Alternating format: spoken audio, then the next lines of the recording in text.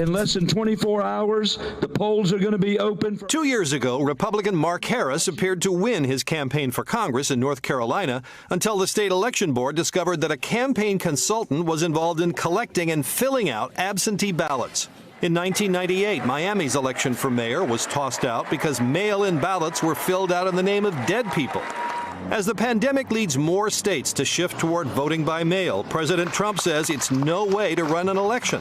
When you do all mail-in voting ballots, you're asking for fraud. People steal them out of mailboxes. People print them, and then they sign them, and they give them in. In California, the Republican National Committee is suing Governor Gavin Newsom for ordering election officials to send mail-in ballots to every registered voter. Many studies do show that mail-in voting is more prone to fraud than any other kind, but they also show something else. It's extremely rare. It is exceedingly rare, fairly easy to detect, and there are almost no instances where it was thought to affect the outcome of an election. In the last two federal elections, roughly 1 out of every 4 votes was cast by mail, with few claims of fraud. In 5 states, it's pretty much the only way to vote: Colorado, Hawaii, Oregon, Utah, and Washington. And in the other states that allow any voters to mail in their ballots, it's bipartisan. 24 of those states are led by Democrats, 22 by Republican governors. A Stanford University study of voting by mail shows it doesn't appear to affect either political party's turnout or share of the vote. Just last month, in a mostly mail-in election, Republican Mike Garcia took a U.S. House seat from the Democrats in a special election in California. Maryland's Republican Governor Larry Hogan ordered ballots sent to every registered voter. So despite the president's warnings, voting by mail is something his party's election officials are embracing.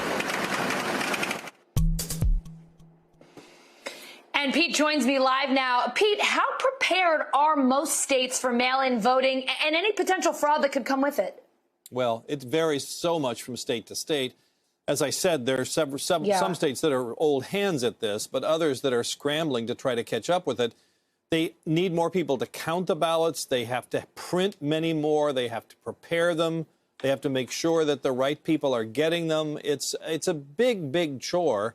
And some states say they need more money, and they're not necessarily getting it. So it's going to be dicey when election time comes. And I think the second thing that we have to prepare ourselves for is if a lot of people vote by mail in this election, we are not going to know the winner on election night.